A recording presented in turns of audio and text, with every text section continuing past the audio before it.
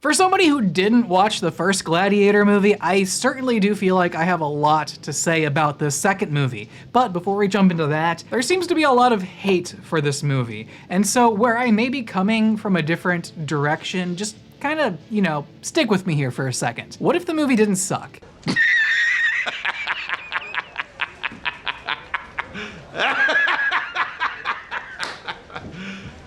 You serious? What if Gladiator 2 was being overshadowed by a lot of nostalgia? And believe me, I felt the same way about Star Wars. You know, nothing could beat the originals, but over time, you kind of gotta grow up and realize Star Wars isn't the pinnacle of filmmaking. Jurassic Park, also not the pinnacle of filmmaking. Like, there's no one movie that is the absolute best movie. Gladiator 2 certainly is not a bad movie. It's not like an amazing movie either, and it's not ever gonna be the greatest movie. I do believe the movie is flawed. I am not one of the people that this movie was specifically made for. In fact, I would change this movie quite drastically. I am altering the deal. Pray I don't alter it any further. I think it's somewhere between a 7.5 and an 8. I want to give it an 8 just because there's so much going on in the background that if I talk about in this video, it'll just bore your ear off. How a lot of the actual filmmaking flows. I'm an individual that likes that sort of thing. The movie,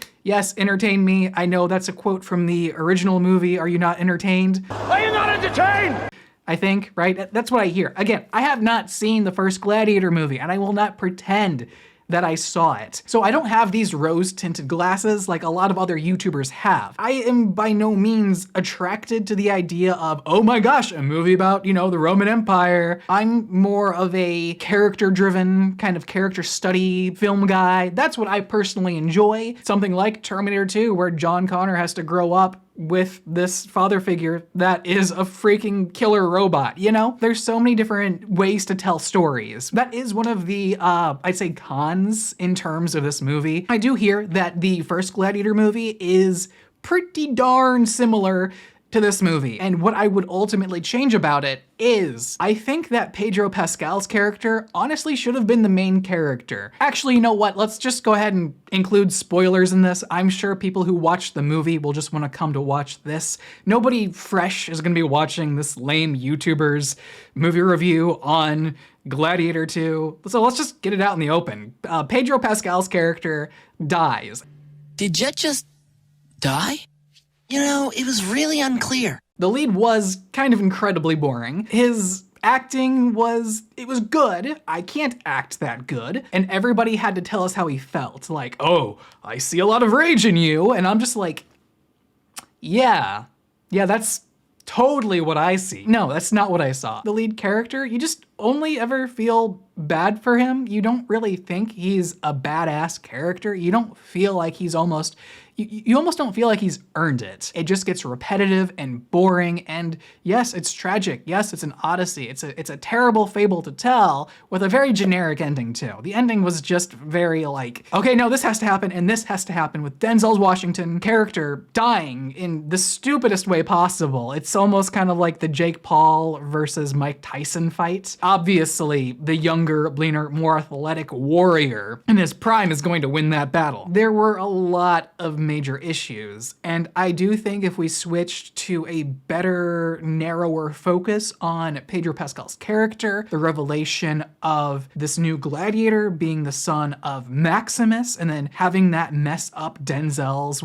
his character, his politics, his political scheming, I think that would have been a more structured, more nuanced way to tell a similar story to that of Gladiator and kind of do it in your own way, but still within the Gladiator universe. I think that there's a lot of merit pushing the scope over a little bit to somebody else. We have a lot of scenes in this movie that just kind of go on and on and on and on, and they don't really serve a purpose. Yeah, they're cool scenes like fighting in the Colosseum against whether it's the rhinoceros or the sharks, and that just kind of seemed over the top in my opinion.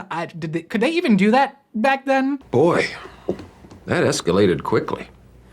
I mean, that really got out of hand fast. Not to go into historical accuracy or anything, but if anybody knows, let me know in the comments down below, because that just seems as wild as the pyramids. Did aliens help with that? But yeah, there was just a lot of repetitive things about this movie that personally, I feel like it could have been cut.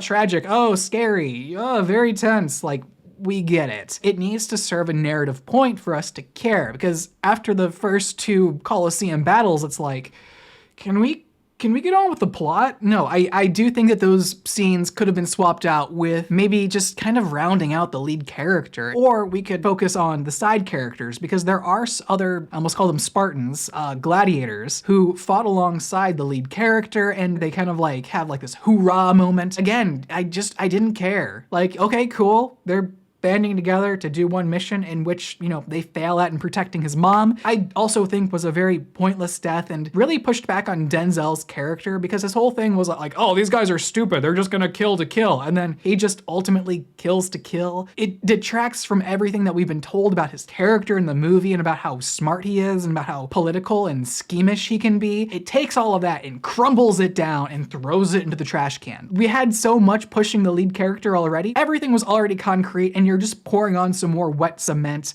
that's not needed. Denzel's character had so much hype going for him. He was like the little finger of this movie. Man, this movie, like I said before, this movie isn't amazing. It's just a really great, entertaining, watchable movie that I think was smartly released around the holiday season. There was a lot of great stuff going on with the cinematography, the acting, the color grading. I won't go into the details because, again, according to the algorithm, you guys get very bored when I talk about that stuff. So yeah, no, this movie was great. It was really fun. It was a fantastic movie. Oh, I'm obviously getting a little too wild here. I just knocked a bunch of stuff off my table, and we're just gonna continue rolling. I think that's really it. I'm just kind of disappointed with the internet being so trollish against this movie. Like, yeah, the guy who made it is pushing 90. I'm pushing 30, and my God, if I could make a movie like this today, that would be awesome. Point being, and yes, there's a joke about the point being a point, whether it's wood or metal or a metaphor, in my case, or a YouTube video, I guess. My point being of this YouTube video is, if you like fighting and action and history, I think this movie is gonna do a lot for you, and I think you're really gonna appreciate a lot of what Ridley Scott and his vision is giving to us, the audience. You're gonna have fun with it, and if you don't, you're just being a curmudgeon. Your flawed logic, your nostalgia, it's kind of blinding you, and it's ruining your taste in movies. Yes, some remakes, looking at you, Disney, some live action remakes, things like that. I want to talk about that in an upcoming video, so stay tuned for that. But at this point, I think this movie is fine.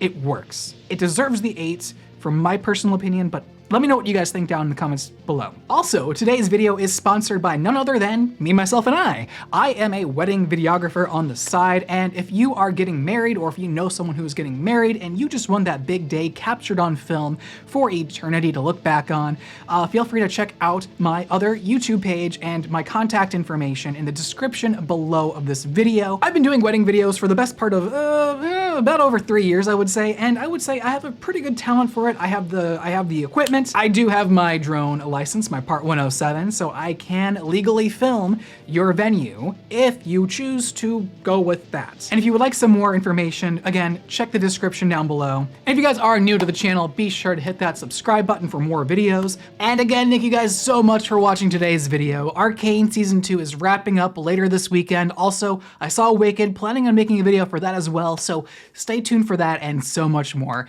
Thanks again, and yeah, I'll see you in the next one.